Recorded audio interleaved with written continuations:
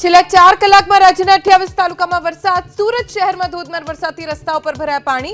બનાસકાંઠા, જામનગર, તાપીમાં પણ વરસાદ.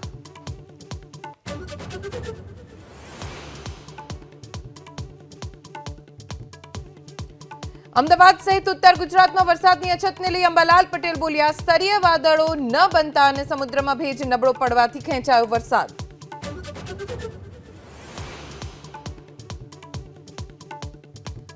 સાબરકાંઠાના પ્રાંતિજના મજરા પાસે આઈસરમાં આગથી ચાલકનું મોત. અમદાવાદથી હિંમતનગર તરફ જતી વખતે લાગી હતી આગ.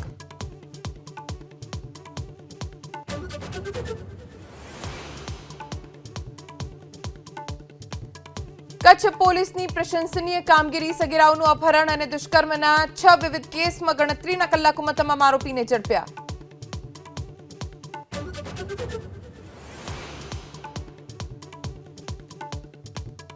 ચેમ્પિયન્સ ટ્રોફીને લઈ ભારતીય ટીમ પાકિસ્તાન જાય તેવી સંભાવના નહિવત. પાકિસ્તાન સામે ભારતનો મેચ યોજાઈ શકે છે દુબઈ કે શ્રીલંકામાં.